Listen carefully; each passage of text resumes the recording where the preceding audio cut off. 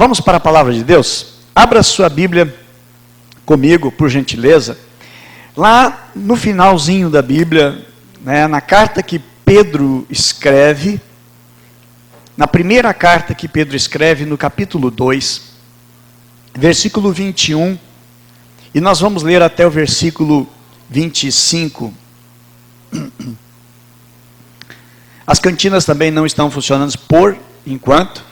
Já no final desse mês já vai começar a funcionar todas as cantinas, certo? Graças a Deus, bênção de Deus. Vamos lá. 1 Pedro capítulo 2, versículo 21.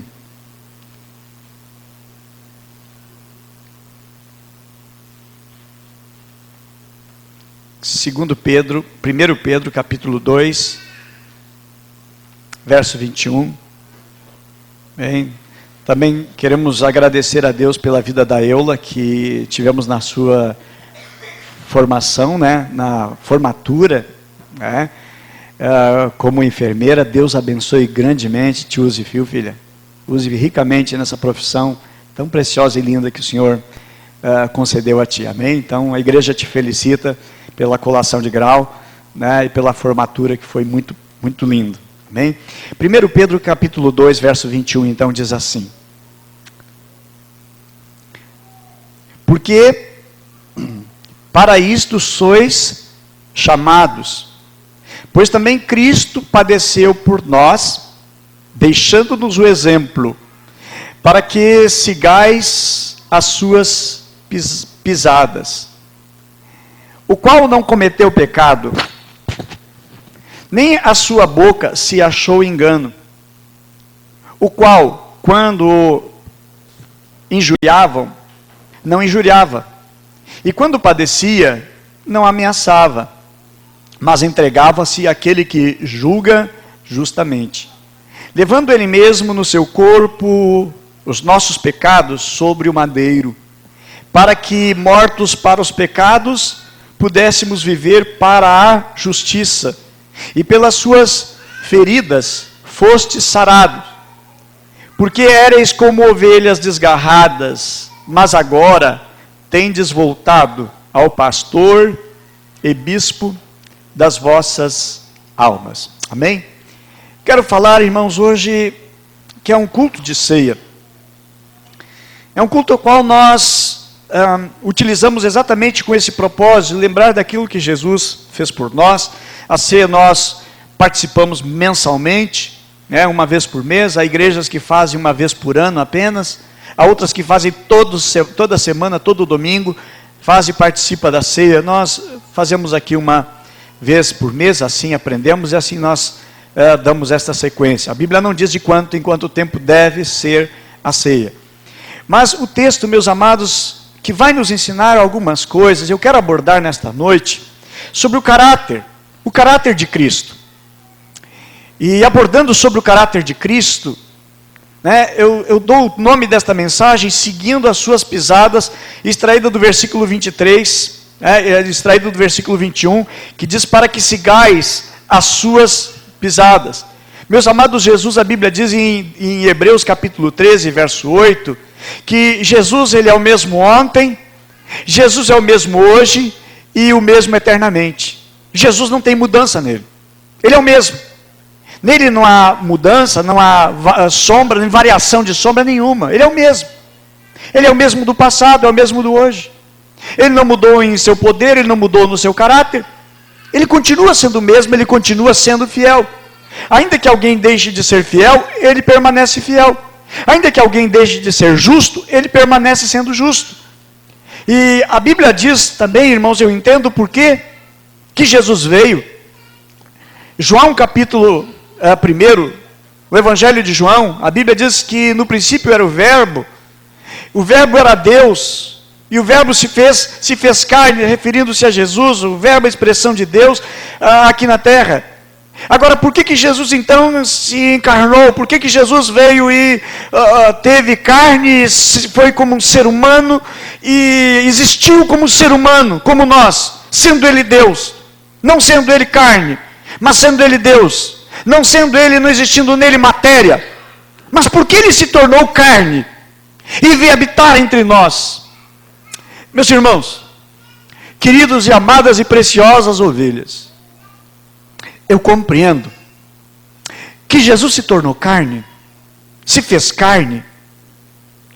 O Verbo de Deus veio estar entre nós por um dos propósitos, para nos dar um modelo, para nos dar um exemplo. A Bíblia mesmo vai nos dizer isto em 1 João capítulo 2, verso 6, que diz: aquele que diz que está nele, também deve andar como ele andou.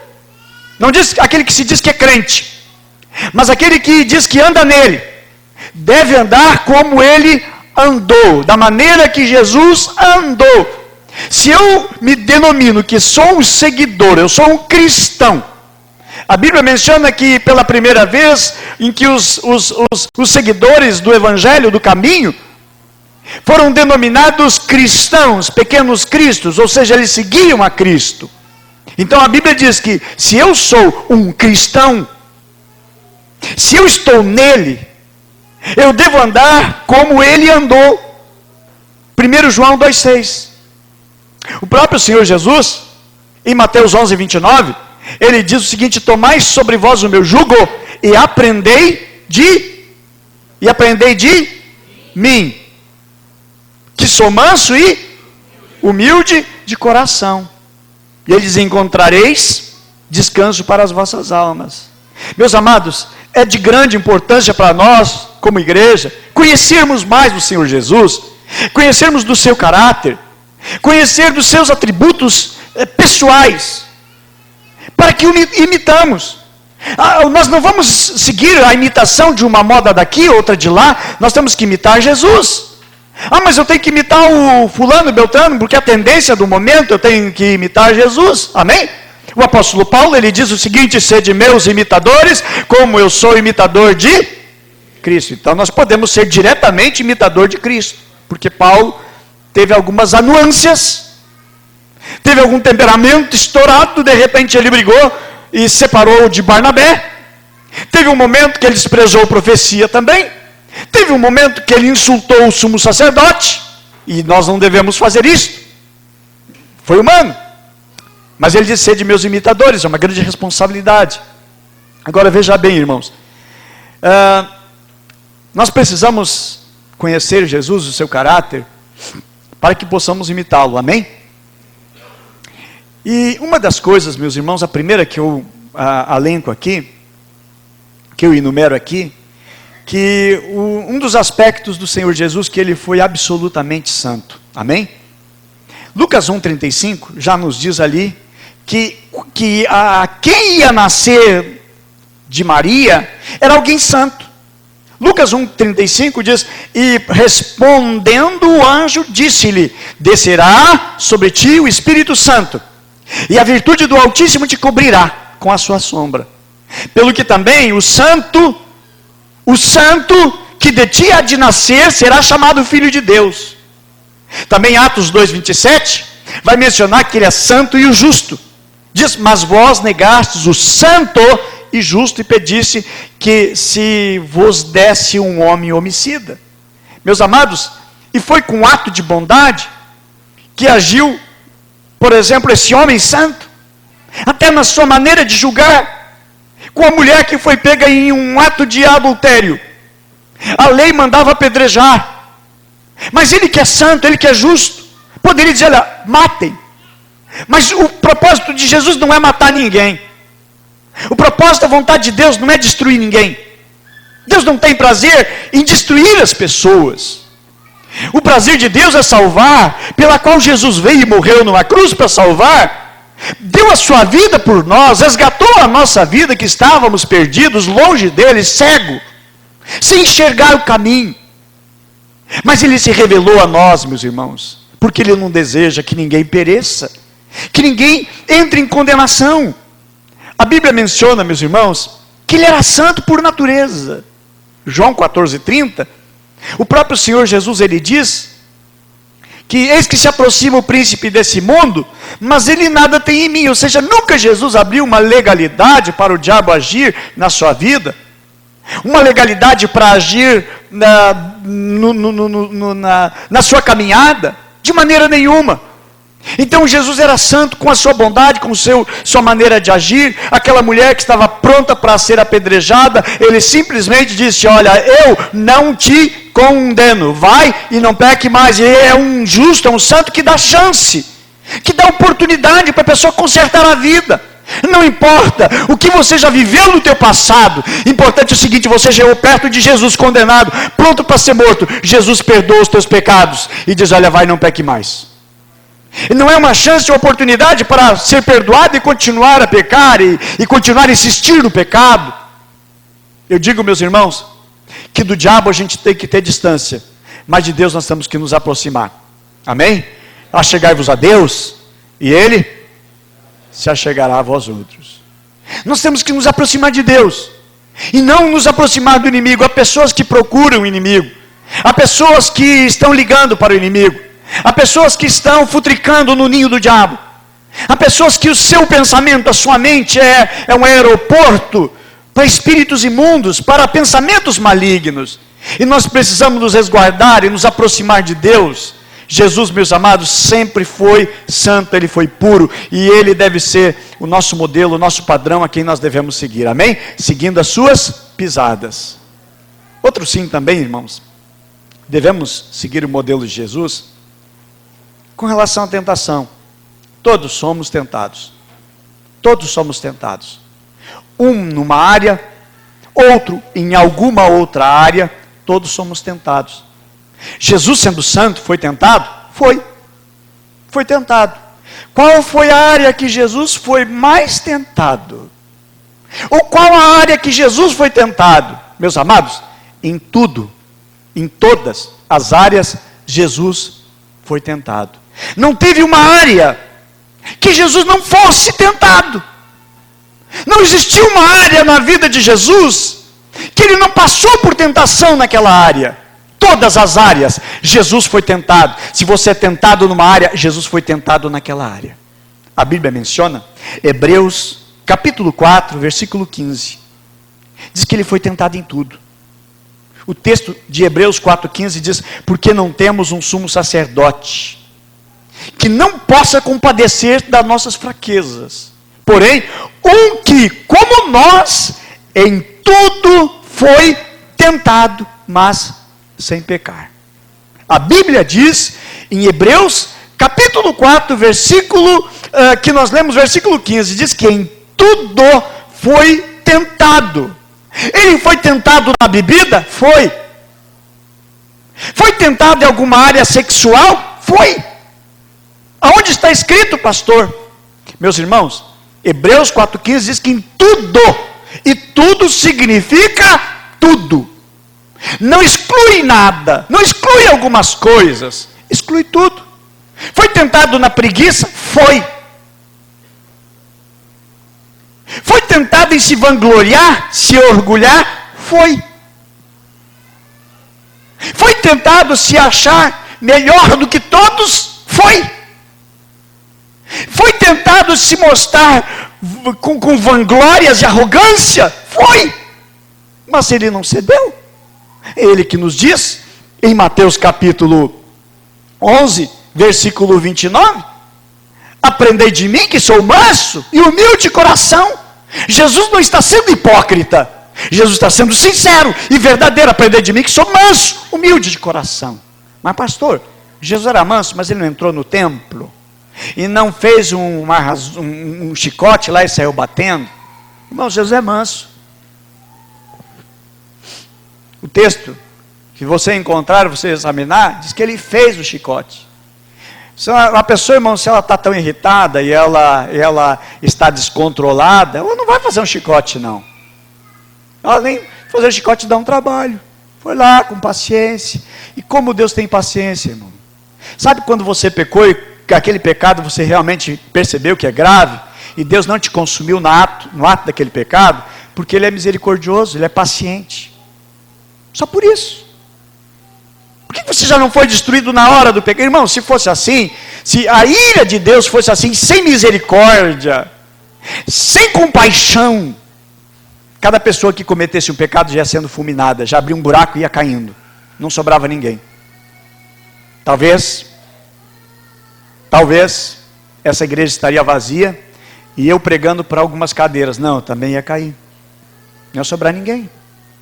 Mas o ato da bondade de Deus, a misericórdia de Deus, irmão, se estende, porque Jesus é manso. Porque Jesus, irmãos, ele é manso, ele foi tentado em todas as áreas. Então, ele poderia ter usado a influência, por exemplo, de ter chamado legiões de anjos para libertar, no momento em que ele vai sendo preso para a cruz. Ele poderia ter chamado ali uma legião de anjos, e naquele momento ele ter se libertado. Ele poderia, enquanto estava na cruz, só dar uma piscadinha, ou dar uma soprada de repente ali, destruir todo mundo. Mas ele não fez, porque ele é humilde. E nós precisamos aprender com a humildade, não a humildade do fulano, do Beltrano, mas precisamos aprender a humildade do Senhor Jesus. Igual a Jesus, irmãos, eu estou por ver.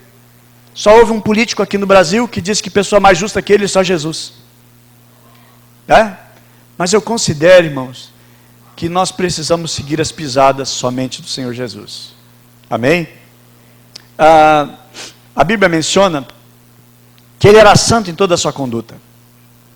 Hebreus 7,26, lá está registrado, que diz: porque nos convinha tal sumo sacerdote santo, inocente, imaculado, separado dos pecadores e feito mais sublime do que os céus. Então esta é uma segunda característica do caráter de Jesus, em que ele foi tentado. Primeiro, ele foi santo. Segundo, ele foi tentado em tudo, diz a palavra de Deus. Terceiro, apontamento que eu coloco aqui, que ele agradava ao Pai. A Bíblia menciona em João 8:29, diz que sempre fazia o que agradava ao seu Pai. Sempre fazia o que lhe agradava ao Pai. João 8:29 diz: aquele que me enviou está comigo, e o Pai me tem deixado, só porque eu faço sempre o que lhe agrada. O que ele fazia agradava o Pai. E qual deve ser a nossa vida? Agradar o Pai. Pastor, eu não sei se eu agrado o meu namorado, o meu noivo, ou eu agrado a Deus. Eu te digo, agrada a Deus, que Deus nunca vai falhar contigo. Eu não sei se eu agrado fulano, agrada a Deus. Vamos agradar, a Bíblia diz, irmãos, que Jesus, tudo ele agradou o Pai. E nós precisamos, irmãos, ter esse exemplo. Filhos, vamos aprender com Jesus como um filho. Ele sempre falava sobre o seu Pai. Ele diz: o Pai me enviou. Ele diz: o Pai está em mim. Jesus sempre falava do Pai, e a Bíblia menciona aqui que em tudo ele agradava o Pai. E os filhos devem também aprender a agradar os seus pais, como Jesus também é um exemplo. Marcos 1:11 diz que ouviu-se uma voz do céu que dizia: tu és o meu filho amado em quem eu me comprazo. Ele fazia a vontade do Pai. A sua oração é que seja feita a tua vontade e não a minha. A oração que ele nos ensina, a oração do Pai Nosso, é que seja feita a tua vontade, assim na terra como no céu. O propósito da existência dele é para agradar ao Pai, e que nós aprendamos também, para agradarmos ao Pai, somos chamados para agradar a Deus, amém? Não a nós, não aos nossos impulsos, não a nossa vontade, não ao nosso querer, não a nossa vaidade. Você é chamado para agradar a Deus, amém? Nós somos chamados, nós somos convocados pelo Senhor Jesus, ao exemplo de Jesus, de agradarmos ao Pai em tudo, porque Jesus agradou ao Pai. Jesus, ele não buscava alguma coisa para si. Ele não buscava a glória para ele, mas ele buscava a glória do Pai. Ele mesmo diz em João capítulo 8, verso 50, que ele não buscava a glória. Ele, ao contrário, ele diz: eu não busco a minha glória. Eu não estou buscando a minha glória, porque ele está buscando a glória de Deus. E ele diz: nisso Deus é glorificado. Em tudo ele ensina para que o povo aprenda a glorificar a Deus. E o glorificar a Deus, irmãos, não é apenas com os nossos lábios, com as nossas exaltações, enfim, no nosso culto, que esteja fervoroso, avivados, despertados, venhamos entender assim, mas sim a nossa maneira de viver, a nossa maneira de conduzir, a nossa maneira, meus irmãos, de nos portar e saber nos portar no mundo aqui. Quarto ponto desta mensagem: Jesus tinha um amor genuíno. Eu aprendo, meus irmãos, a respeito do caráter de Jesus, que ele tinha um amor genuíno. Em João, 1 João fala que Deus é amor.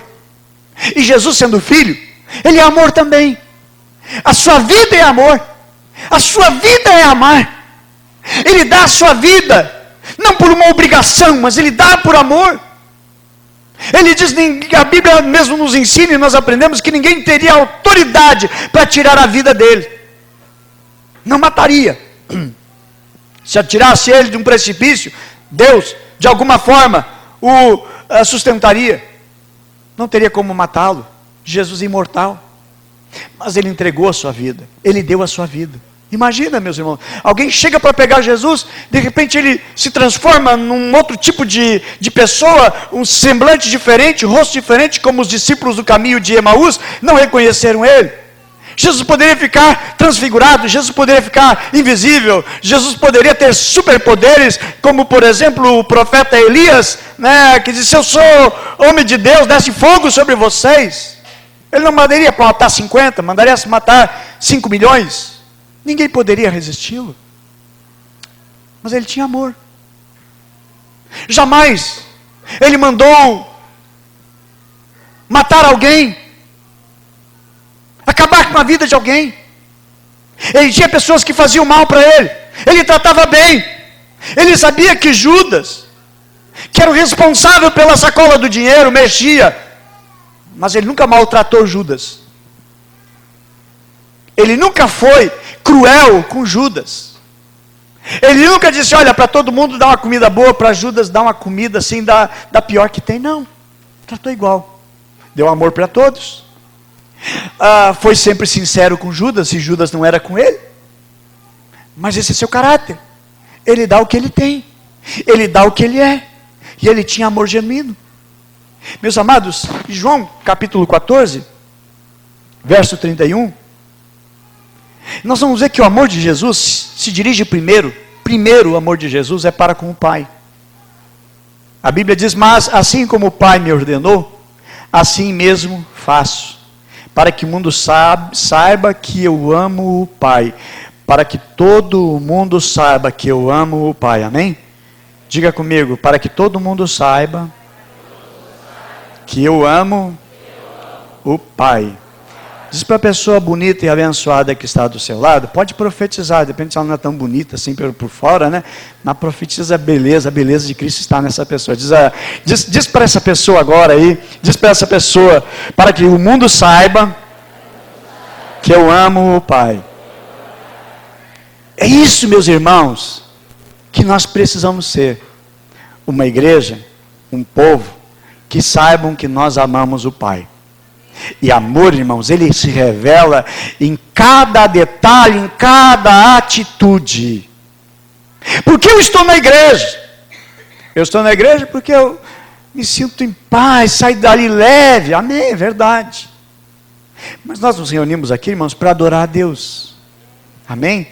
Não é porque a gente sai leve, não é porque a gente recebeu uma cura e saiu daqui curado, restabelecido, Deus operou um milagre, Deus abriu uma porta, Deus abriu um emprego, Deus abençoou, deu uma namorada, deu um noivo. Não, não é por isso. Nós viemos aqui para adorar a Deus, amém? O propósito de nós estarmos aqui no domingo é para adorarmos a Deus, amém? Esse é o propósito, porque nós o amamos. E não tem sentido um domingo ficarmos em casa. Qual é a alegria de ficar em casa? Qual é o prazer de ficar em casa? Nenhum. Mas é um prazer, irmãos, quando nós estamos adorando a Deus, nós estamos recebendo graça, virtude, recebendo da sua revelação, da sua palavra, o seu entendimento, e aí nós sentimos a paz por causa da comunhão que nós temos com o Pai. Nós precisamos, irmãos, explorar mais isso, vivermos esse amor para com Deus. Então, primeiro, Jesus amou o Pai. É isso que a Bíblia diz. Para que o mundo saiba que eu amo o Pai. O mundo precisa saber que eu amo o Pai, que eu amo a Deus. Os meus colegas de trabalho precisam saber que eu não vou naquela festa, que eu não vou naquele lugar infernal, porque eu amo a Deus. O mundo precisa saber que na minha boca, nos meus lábios não entra coisa impura, porque eu amo a Deus. Esse é o sentido, esta é a razão, esse é o porquê. Porque eu amo a Deus. É porque eu não vou fazer tal coisa, porque o pastor vai ficar sabendo, né? Então não vou fazer. Não, está errado. Eu não vou fazer porque eu amo o Pai, e o mundo precisa saber. Estava eu trabalhando em 1985, trabalhando na empresa, em Santo Antônio da Patrulha. Chega uma colega, eu tinha um apelido lá, meu apelido era Crente. Ô crente! Todo mundo me conhecia por crente, pelo nome ninguém sabia, só o contramestre, só o chefe. É o único que me chamava pelo nome. E chega uma colega e diz para mim: ô crente, vamos se deitar? Digo: deitar? Como assim deitar? Não estou com sono? Vamos para a cama. Eu digo: não. Mas teu pastor não vai ficar sabendo. Mas eu não vivo para servir o meu pastor. Não é o meu pastor que eu temo. Meus irmãos, jovem, tentado. Mas eu não faço porque alguém vai ver, alguém vai deixar de ver, vai contar para o fulano, Beltrano, para o meu discipulador. É porque eu amo o Pai, o mundo precisa saber que eu amo o Pai. E eu disse para aquela menina: não é porque alguém vai ficar sabendo, mas é porque eu amo a Deus. E eu não vou entristecer o meu Deus, eu não quero decepcionar o meu Deus. Quero me guardar. Quero me reservar para alguém que Deus colocar no meu caminho. E Deus me colocou essa bênção aqui. Glória a Deus. Glória a Deus. Me guardei, irmãos. Me guardei. Por quê, irmãos? Era para ela? Não, primeiro por causa de Deus. Por agradar a Deus. Por amar a Deus. E é isso que Jesus disse, para que o mundo saiba que eu amo. Porque Jesus veio porque Ele ama o Pai. Por amor ao Pai. E assim, meus irmãos, deve ser demonstrado o nosso amor. Eu pergunto: como é que você demonstra o teu amor ao Pai Celestial? Como é que você prova o teu amor para o Pai Celestial? Qual é a maneira que você prova que ama o seu Pai Celestial? Qual é a prova desse amor? Jesus, irmãos, Ele amava o Pai. Então nós podemos demonstrar o nosso amor para com o Pai, irmãos, através da nossa obediência, amém? Através da nossa submissão. E através de nós buscarmos a glória do Pai, e não a nossa mesma. Buscarmos a glória do Pai. Buscarmos a glória de Deus. Eu amo, meus irmãos, aquelas pessoas, eu admiro, aliás, não é a palavra amor, mas eu admiro muito aquelas pessoas que elas não querem uma evidência para se enaltecer, elas querem glorificar, elas querem adorar a Deus. Eu amo os trabalhos que os missionários fazem, enfim, a maneira com que eles fazem. Feliz agora, esse mês de janeiro, nós mandamos para o trabalho, para as missões e missionários, mais de R$1.000, eu fico tão feliz nisso. Porque eu sei que eles estão no trabalho por amor ao Senhor, por agradar ao Senhor. Eu fico feliz, eu fico imensamente contente. Meus amados, e como é que nós podemos e devemos demonstrar o nosso amor para com o Pai, para com Deus? Vivendo a verdade, falando a verdade, e buscando agradá-lo, tendo desejo pela sua pessoa, pela sua presença na nossa vida. O amor, irmãos, de Cristo, o amor de Jesus é dirigido também porque Ele amou primeiro ao Pai. Segundo, o seu amor é dirigido para as Escrituras. Ele amava as Escrituras. Ele citava as Escrituras. A sua briga no mundo espiritual contra Satanás era citando as Escrituras. Ele interpretava as Escrituras. Ele chegava na sinagoga, pegava a Bíblia, pegava as Escrituras que havia, que era a estrutura do Antigo Testamento, e ele lia, e ele explicava. Ele interpretava para o povo porque ele amava. E quem ama, meus irmãos, ele zela por aquilo ali, não apenas por uma letra morta em si, mas ele cumpria as Escrituras. Mateus capítulo 5,17, ele diz: não pensais que vim destruir a lei e os profetas. Não vim destruir, eu vim cumprir.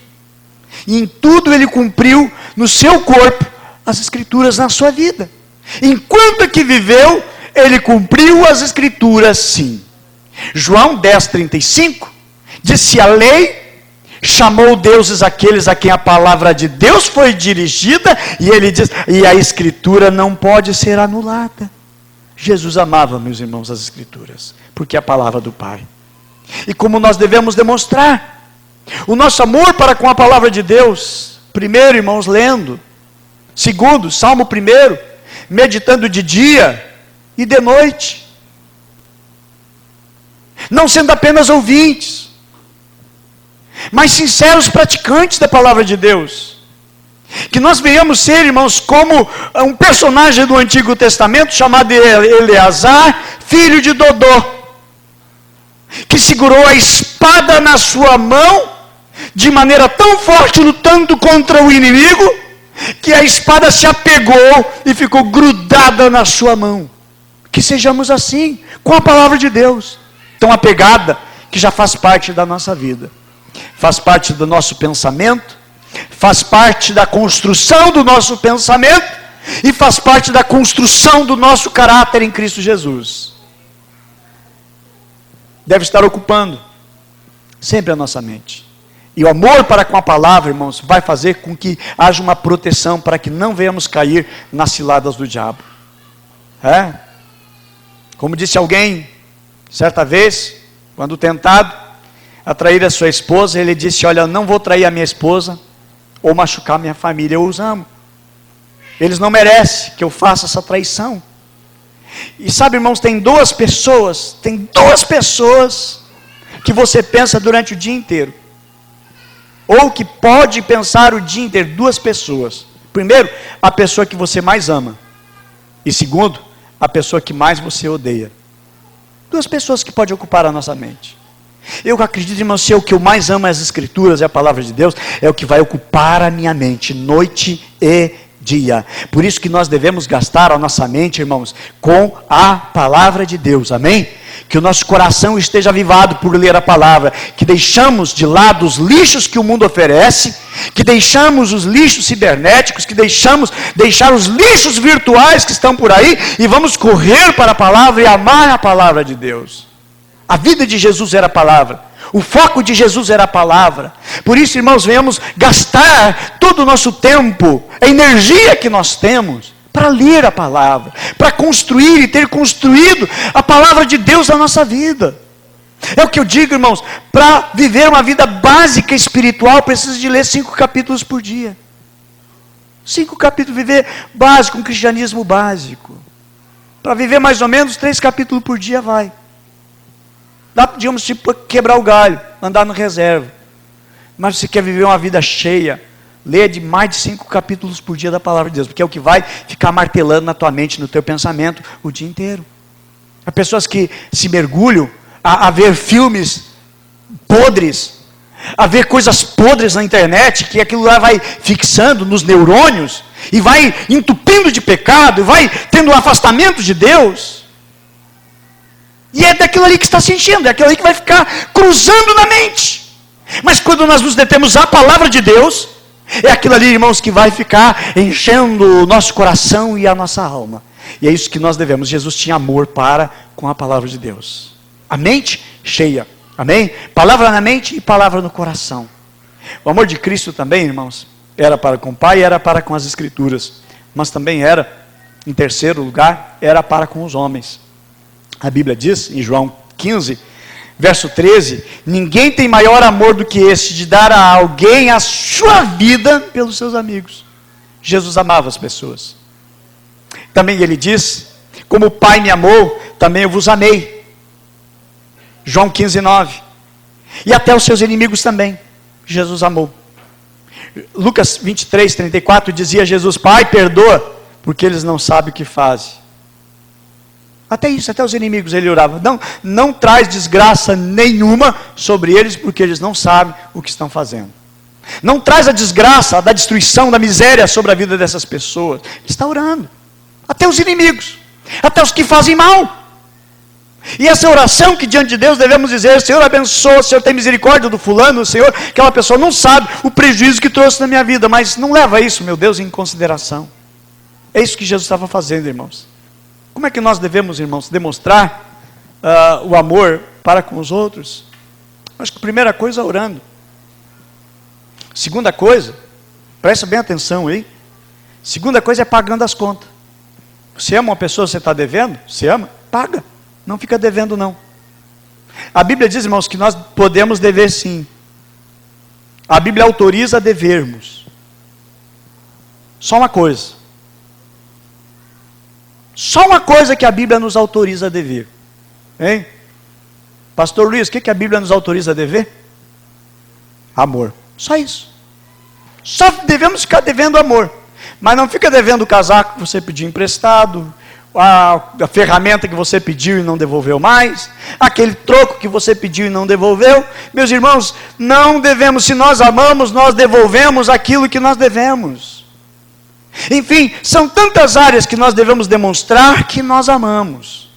Dar honra a quem honra, dar respeito a quem respeito, saber estar submisso às autoridades, sejam elas civis, enfim, qual área que for, devemos, meus irmãos, é respeito, é ensinamento, como Jesus viveu. Cumprindo a palavra. Às vezes tirando da nossa vida e dando para os outros. Você está com um casaco, tem casaco sobrando, mas tem alguém passando frio, dá.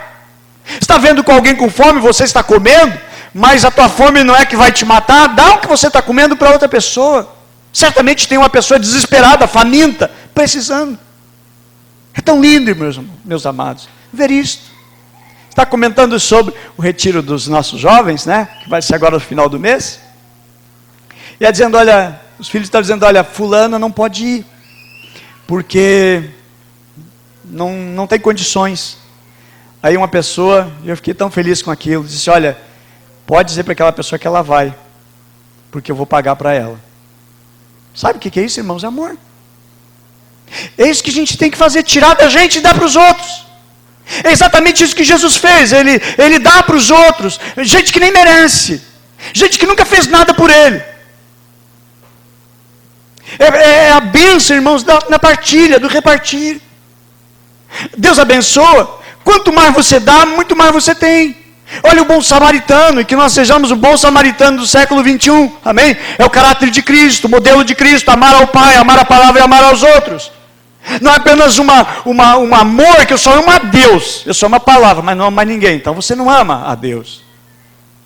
Precisamos, irmãos, estar atento à palavra de Deus e conhecer a palavra do Senhor integralmente. Outra característica do Senhor Jesus, ele foi humilde. Onde nós aprendemos isso, Filipenses capítulo 2, verso 5, até o versículo 8, nós vamos ver, principalmente nesse texto, e ao decorrer da Bíblia toda, nós vamos ver no Novo Testamento, diz assim, de sorte que haja em vocês o mesmo sentimento que houve também em Cristo Jesus, que sendo em forma de Deus, não teve por usurpação ser igual a Deus, mas aniquilou-se a si mesmo, tomando forma de servo, fazendo-se semelhante aos homens, e achado na forma de homem, humilhou-se a si mesmo, sendo obediente até a morte e morte de cruz. Se nós olharmos, irmãos, a conduta de Jesus enquanto ele esteve aqui na terra foi assim, se humilhou. 2 Coríntios 8:9 diz, porque já sabeis a graça de nosso Senhor Jesus Cristo, que sendo rico por amor de vocês, se fez pobre, para que pela sua pobreza enriqueceis. Essa, meus irmãos, são os retratos da humildade do Senhor Jesus, sendo grande, sendo poderoso, se fez tão humilde. Sabemos também que ele se associava às pessoas que os outros rejeitavam. A Bíblia diz em Mateus 11:19, veio o Filho do Homem comendo e bebendo, e dizem, eis aqui um homem comilão e beberrão, amigo de publicanos, ou seja, pecadores, né? Mas a sabedoria é justificada pelos seus filhos, com quem ele se associava, com o que os outros condenavam, que se esse fosse profeta, ele não ia deixar entrar na casa desse pecador, mas pelo seu estado de ser humilde, ele entrava, ele ia, aquele socorria, o fraco, o desfavorável. Jesus não estava correndo atrás de fama. Se ele corresse atrás de fama, na tentação que Satanás disse, olha, tudo isso eu te darei, dizia ele, negócio fechado, onde que eu assino o contrato? Pelo contrário, irmãos, Jesus não aceitou nada disto, mas foi humilde. A Bíblia menciona, irmãos, que até os próprios discípulos que ele escolheu, Jesus escolheu discípulos de condições humildes. E ele veio também para servir. Mateus 20, 28 diz: bem como o Filho do Homem não veio para ser servido, mas para servir e para dar a sua vida em resgate de muitos. E nós vemos a humildade dele em João capítulo 13, quando ele lava os pés dos seus discípulos, que era uma condição humilde, era um empregado que faria isso, e ele ocupou a posição de um empregado, não de chefe, não de patrão. Outra característica também que eu abordo com vocês, que ele foi também manso. Mateus 11, 29, ele diz: porque sou manso e humilde de coração. E o apóstolo Paulo, ele exorta os coríntios pela mansidão e benignidade de Cristo. Está lá em 2 Coríntios 10, 1, diz assim: além disto, eu, Paulo, vos rogo pela mansidão e benignidade de Cristo, que na verdade, quando presente entre vós, sou humilde, mas ausente e ousado para convosco. Olha, aprendam a benignidade, a mansidão de Cristo Jesus. Penúltimo ponto que eu coloco aqui, é que ele viveu também uma vida de oração. Outra característica de Jesus que nós precisamos aprender. 11 vezes aparece no Evangelho de Lucas, Jesus orando. 11 vezes é mencionado somente no Evangelho de Lucas, Jesus orando. Passava longas horas em oração. Às vezes, a noite toda em oração, como Lucas capítulo 6, versículo 12, diz: e aconteceu que naqueles dias subiu ao monte para orar e passou a noite em oração a Deus. E quando já era dia, chamou a si os seus discípulos e escolheu 12 deles, a quem também deu o nome de apóstolos. Outras ocasiões, por exemplo, como Marcos capítulo 1, que vai mencionar que ele cedo da manhã se levanta para ter o seu momento de oração. A Bíblia menciona: e aconteceu que naqueles dias, ao subir ao monte orar, passou a noite em oração, e logo em seguida, então, para tomar grandes decisões, o que ele faz? Ele vai orar. Precisa tomar decisão séria. Ele precisa escolher homens que vão estar do seu lado.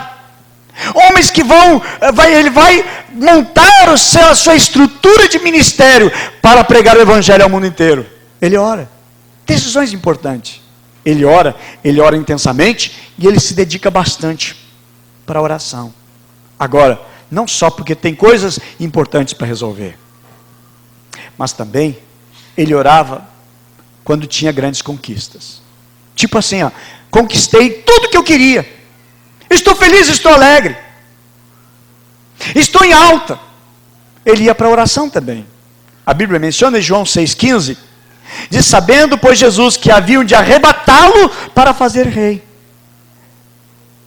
tornou a retirar-se ele a só para o monte, para orar. Todo mundo queria: vamos colocar ele agora como rei, vamos aclamar ele como rei. Sucesso na vida. Estou fora dessa, vou orar. Até quando está bem, ele vai orar. Em todo momento, meus irmãos, ele se dedicava para orar. Precisamos aprender os seus passos, amém? Precisamos aprender e seguir os seus passos, andar nos seus passos. Último ponto dessa mensagem, do caráter de Jesus, característica dele, que ele foi trabalhador.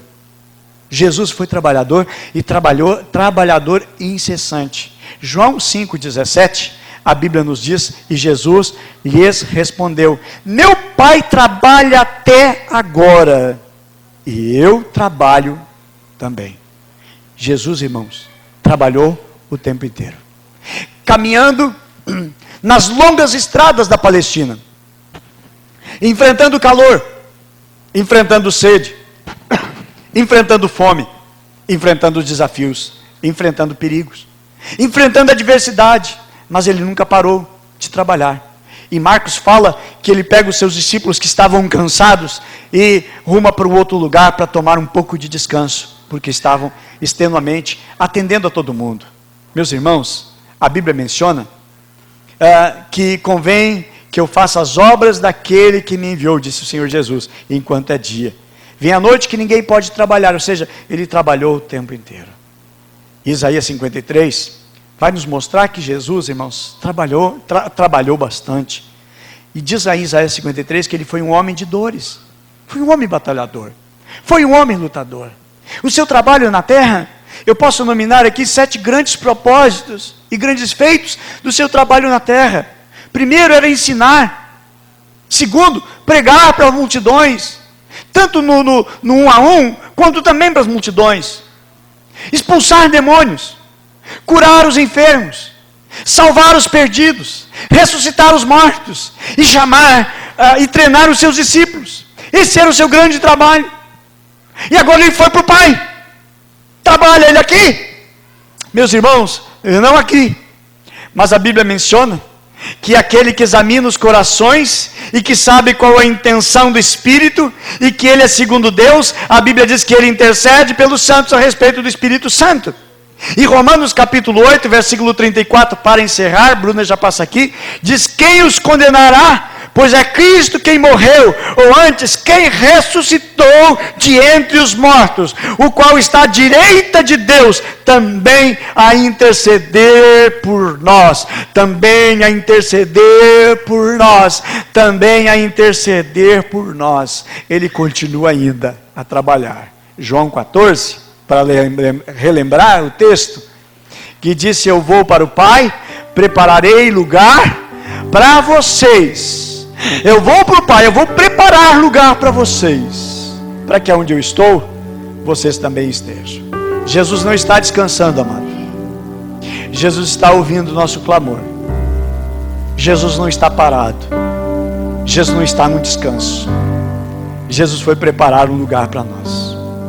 A Bíblia diz que Ele intercede pelos santos, que Ele está a interceder por nós. Hebreus 7,25.